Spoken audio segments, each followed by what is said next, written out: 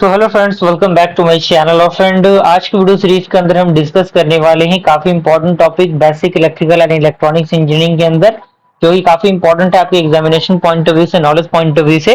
उससे पहले मैं आप लोगों को रिकमेंड करना चाहूंगा कि अगर आपने हमारे प्रीवियस वीडियोज हैं उनको अगर आपने नहीं देखा है तो जरूर देख लीजिएगा। प्लेलिस्ट का जो लिंक है वो आपको नीचे डिस्क्रिप्शन बॉक्स में मिल जाएगा, आप वहां से उसे चेकआउट कर सकते हैं।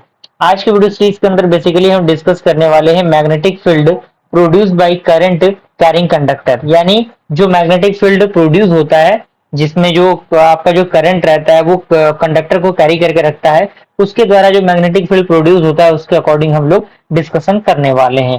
तो यहाँ पे सबसे पहला पॉइंट कह रहा है the magnetic field associated with the current carrying conductor depends along the upon the following factor, यानी जो मैग्नेटिक फील्ड एसोसिएट होता है जो करंट कैरी करता है कंडक्टर को, वो दो चीजों पे डिपेंड करता है। पहला आपका है मैग्नेटिक ऑफ करंट, दूसरा आपका है the direction of flow control, यानी करंट, यानी जो मैग्नेटिक करंट है वो किस तरीके से आपका वर्क कर रहा है, और जो डायरेक्शन है कंट्रोल, जो फ्लो कंट्रोल, जो आपका करंट है वो किस डायरेक्शन में है उस पर डिपेंड करता है। जैसा कि आप यहाँ पे देख सकते हैं, दो फिगर आपको दिख रहा होगा।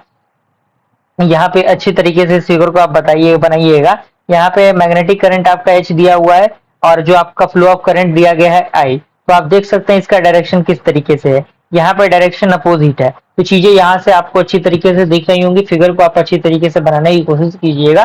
फिगर के बारे में ही ये पॉइंट कह रहा है कि फिगर क्या रिप्रेजेंटेट कर रहा है। ओके, अगला पॉइंट कह रहा है कि when these two conductors are laid side by side, यानी मान लीजिए कि जो आपके कह सकते हैं कि जो आपके दो जो दिए गए हैं कंडक्टर, जैसे कि यहाँ पे आप देख सकते हैं, उनको अगर हम क्या करते हैं, लेट करते हैं साइड बाय साइड, तो जो टू फील्ड्स है तो produce will cancel each other, तो वो क्या करेंगे, एक दूसरे को क्या कर देंगे, कैंसिल कर देंगे। And thereby resulting in zero magnetic effect, यानी अगर दोनों एक दूसरे को कैंसिल आउट करता है तो उस कंडीशन में जो रिजल्ट होगा वो क्या होगा, वो जीरो आएगा, मैग्नेटिक इफेक्ट जो होगा वो। इसी में अगला पॉइंट कह रहा है the same current carrying in opposite direction is nil, यानी जो अगर सेम करंट फॉलो हो अपोजिट डायरेक्शन में तो उस कंडीशन में जो डायरेक्शन होगा वो क्या होगा, आपका जो होगा वो नील होगा, यानी कोई डायरेक्शन वहां पे नहीं रहेगा।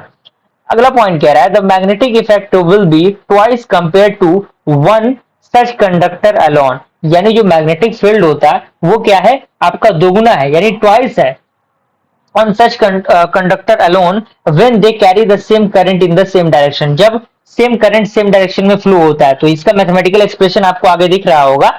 उसका अगला पॉइंट कह रहा है कि amperes current law state that the line integral of the magnetic field intensity H along any closed path is exactly equal to the total current enclosed by the path, यानी जो एम्पियर का current law कहता है कि जो line integral होते हैं magnetic field intensity H का, वो अलोंग डिस्क्लोज होता है path of exactly equal to the total current enclose by the path. जैसा कि आप यहाँ पे देख सकते हैं, इंटीग्रेशन ऑफ क्लोज यहाँ पे पाथ दिखाया गया इंटीग्रेशन का, H D I is equal to HDL is equal to sorry summation of I, summation of I. क्यों? क्योंकि आई का जितना भी वैल्यू रहेगा, जितना भी करंट रहेगा, वो सारे करंट्स क्या होंगे, एक दूसरे में ऐड किए जाएंगे। ये आपका इक्वेशन 1 हो गया।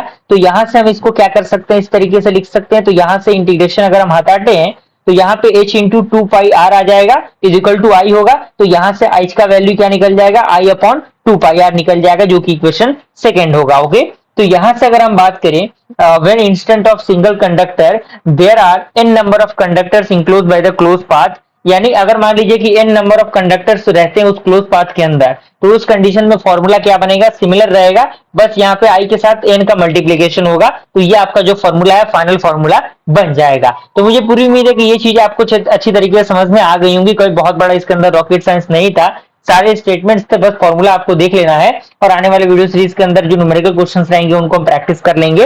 तो बस बने रहिएगा इस वीडियो सीरीज के साथ, तब तक के लिए थैंक यू।